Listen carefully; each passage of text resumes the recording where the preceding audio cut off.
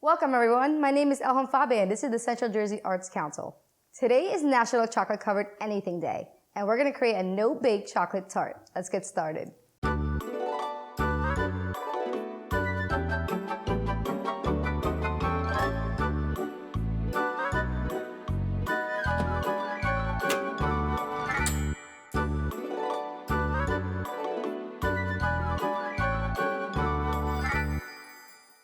For our no-bake chocolate tart, we're going to need a few items.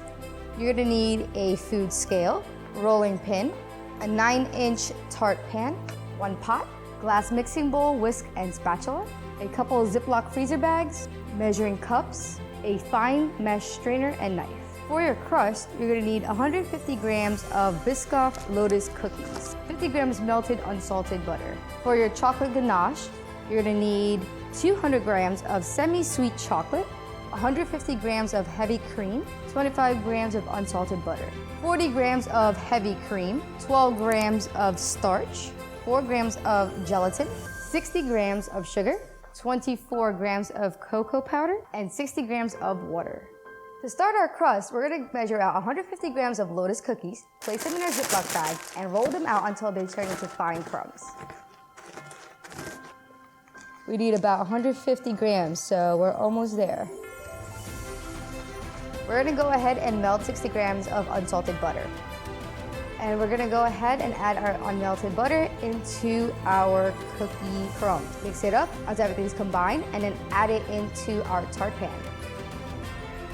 Once you've poured all your breadcrumbs into your pan, we're going to press it down and into our sides to create our crust. I'm actually going to use gloves for this just so I can really get in there. You could use a spatula, that's totally fine. Once you're done pressing your crust into your tart pan, refrigerate your crust for 20 minutes while we go ahead and make our chocolate ganache. I'll be right back. In order to make our chocolate ganache, you're going to measure out 200 grams of semi-sweet chocolate and cut it into fine pieces.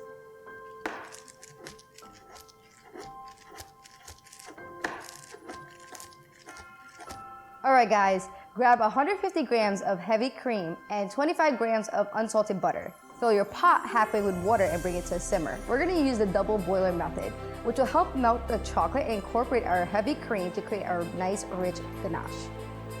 Once the heavy cream and the chocolate is combined into a smooth mixture, take it off the heat and add your butter.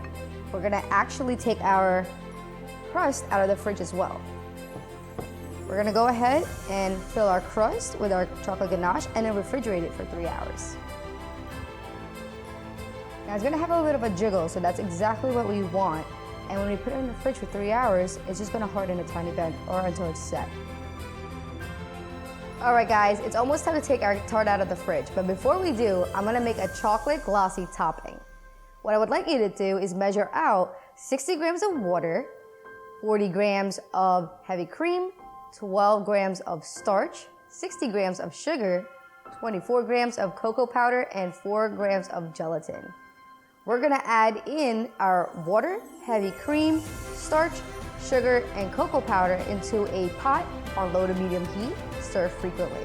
While that's going on, you're going to add 3 tablespoons of cool water in a bowl and add in your gelatin. Stir and let it set for 3 to 4 minutes. You could use a whisk or a spatula.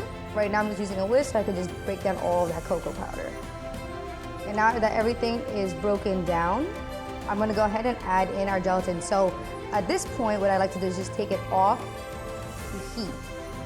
Alright guys, I'm going to go ahead and grab our crust out of the fridge. Now you can substitute this step with some fresh fruits or confection sugar. It's up to you. Be right back. Alright guys, I took out the chocolate tart out of the fridge and we're going to go ahead and add our topping. I also went ahead and poured our topping into a measuring cup just to help the pouring process to be a little easier. Use your strainer to just eliminate any grains left behind. Alright guys, once you've drizzled your topping, pop this back in the fridge for an hour and you'll have your finished product. Be right back. Thank you for tuning in and join us next time for more delicious desserts. Give us a follow at Central Jersey Arts Council on Facebook, Instagram, and our new YouTube channel. Bye for now.